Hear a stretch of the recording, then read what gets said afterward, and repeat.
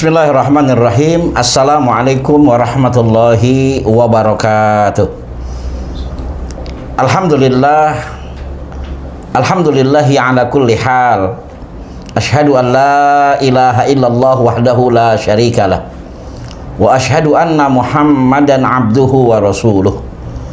Allahumma fasalli wa sallim wa barik ala nabiyyina Muhammad wa ala alihi wa sahbihil kiram, amma ba'du. Sahabat garis di mana saja berada, alhamdulillah kita bertemu kembali dalam kajian kitab Bahjatun Nazirin bersama dengan Garis Official. Apa kabar? Semoga kita semua senantiasa mendapatkan nikmat kesehatan, nikmat panjang umur, nikmat kecukupan, kesempatan, dan sebagainya, sehingga kita bisa bersama berlomba-lomba berbuat kebaikan di hadapan Allah Subhanahu wa Ta'ala. Mari kita awali kajian kita pada kesempatan ini dengan basmalah. Bismillahirrahmanirrahim. Bagi yang belum subscribe, silakan subscribe agar tidak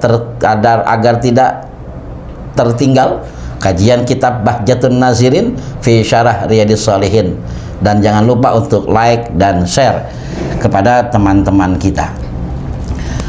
Sahabat yang saya hormati, di kesempatan kali ini kita akan melanjutkan judul kitab Bahjatun Nazirin fi Syarah Riyadhis Shalihin dengan tema kewajiban tunduk kepada hukum Allah, serta apa yang semestinya dikatakan jika ada perintah atau larangan terhadap diri kita.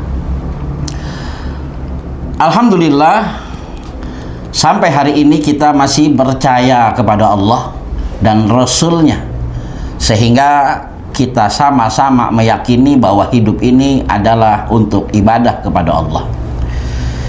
Tentu sudah menjadi sebuah keharusan bagi kita agar tunduk, berserah diri terhadap hukum-hukum Allah secara lahir maupun batin, secara terang-terangan maupun sembunyi-sembunyi, secara beramai-ramai ataupun sendiri-sendiri, tanpa ada kata penundaan, tanpa ada kata mengabaikan, bahkan juga tidak ada kata penolakan, ya, karena itulah sikap yang mesti kita miliki sebagai orang yang beriman. Jadi ketundukan kita kepada hukum Allah merupakan sebuah keharusan, sebuah konsekuensi ketika kita mengatakan amantu billah, aku beriman kepada Allah. Maka manakala kita tidak menunda, mengabaikan, mengakhirkan, ataupun menolak hukum Allah, maka insya Allah akan datang ketentraman di dalam hati kita, keyakinan di dalam hati kita, di dalam menjalankan kehidupan. Kita tahu dalam hidup ini ada suka dan duka, ada senang dan susah, ada mudah dan sulit, serta dan sebagainya. Orang-orang yang tunduk dengan meniadakan atau mengabaikan waktu, maka mereka akan menjalani hukum Allah baik dan ringan. Sebab Allah Subhanahu wa Ta'ala berfirman di dalam Al-Quran, surah An-Nisa, surah yang keempat, ayat yang ke-65. A'udzu billahi minasyaitonir rajim. Fala wa rabbika la yu'minuna hatta yuhaqqimuka fima syajara bainahum thumma la yajidu fi anfusihim harajan mimma qadaita wa yusallimu taslima. Surah An-Nisa, surah yang keempat, ayat yang ke-65. Yang artinya, maka demi Rabbmu, mereka tidak akan beriman sebelum mereka menjadikan engkau, yakni Nabi Muhammad Sallallahu Alaihi Wasallam, sebagai hakim dalam perkara yang mereka perselisihkan, sehingga kemudian tidak ada rasa keberatan dalam hati mereka terhadap putusan yang diberikan, dan mereka menerima dengan sepenuh hati. Ayat ini memberikan pelajaran kepada kita, sahabat. Allah tidak menerima iman kita selama kita belum menjadikan Nabi Muhammad Sallallahu Alaihi Wasallam sebagai hakim di dalam perselisihan antara kita, di dalam kita memutuskan sebuah hukum. Maka hukum itu akan menjadi sebab diterimanya iman kita manakala Nabi Muhammad Sallallahu Alaihi Wasallam saja yang dijadikan sebagai hakim. Mudah-mudahan jelas bagi kita, dan mudah-mudahan kita mempunyai kesimpulan bahwa sebaik-baik pemberi keputusan adalah keputusan Nabi kita Muhammad Sallallahu Alaihi Wasallam. Manakala ini kita bisa jaga, kita bisa bersama-sama memulai istiqomah, konsisten, maka insya Allah perkara dalam hidup kita tidak menjadi berat bagi kita. Dan apapun yang diputuskan oleh Allah dalam perkara hidup kita, fa insya Allah kita akan menerima dengan sepenuhnya. Karena boleh jadi menurut kita baik, boleh jadi itu tidak baik di sisi Allah.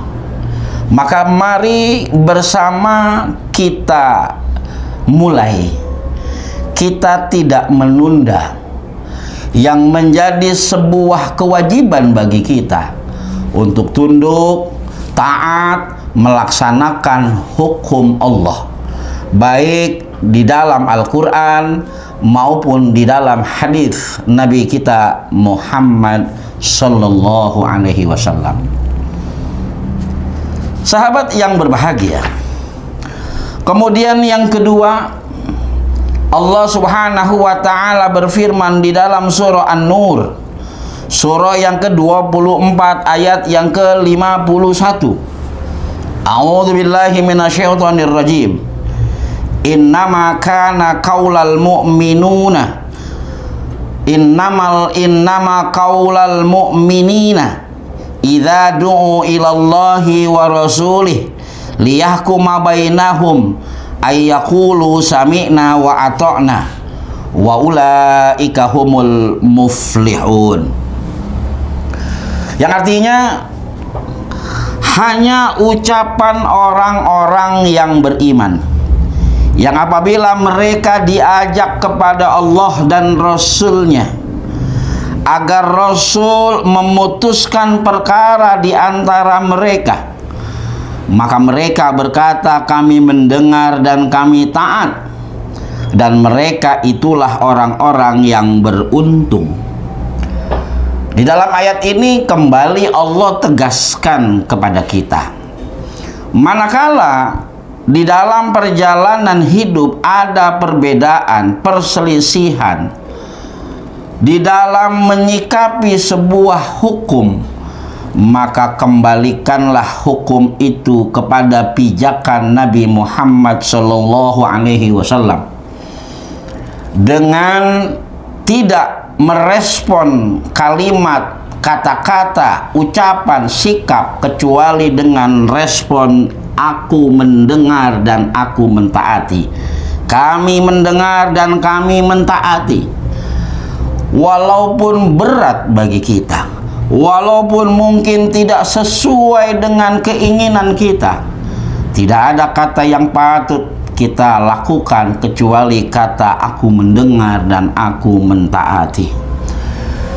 Sahabat yang berbahagia, manakala perselisihan kita atau perbedaan di antara kita yang menyangkut hukum, kemudian kita kembalikan kepada Nabi kita Muhammad Sallallahu Alaihi Wasallam di dalam pijakan memutuskan hukum itu, maka insya Allah manakala tidak ada kata kecuali kita taat dan kita mendengar dan kita mentaati, maka akan hadir datang keuntungan kepada kita dari Allah Subhanahu wa Ta'ala. Allah akan memberikan keuntungan, Allah akan memberikan kebaikan di dalam hasil perbedaan yang kita ambil hukumnya melalui hukum Allah, melalui Nabi kita dalam hadis memutuskan hukum tersebut. Semoga dua ayat ini, yang pertama surah An-Nisa ayat ke-65, surah yang keempat, yang kedua surah An-Nur surah yang ke-24 ayat 51, menjadi tambahan ilmu bagi kita, sehingga bertambah yakin kita kepada Allah Subhanahu wa Ta'ala, bertambah kesimpulan kita bahwa hanya melalui lisan Rasulullah di dalam hadis yang bisa menjadi pegangan kita mengambil hikmah cerita hidup dan kehidupan. Semoga perbedaan di antara kita mendatangkan rahmatnya Allah. Perbedaan di antara kita tidak membuat kita berpecah belah. Perbedaan di antara kita tidak membuat kita lemah sebagai umat yang satu, yakni umat Rasulullah Sallallahu Alaihi Wasallam. Jangan lupa untuk subscribe, like, dan share agar tidak tertinggal dalam kegiatan kita di kitab Bahjatun Nazirin. Semoga Allah berikan kita nikmat sehat walafiat, nikmat taufik dan hidayah, sehingga kita bisa meneruskan cerita kehidupan selanjutnya. Barakallahu fikum. Kita akhiri dengan hamdalah, alhamdulillahirabbil alamin. Assalamualaikum warahmatullahi wabarakatuh.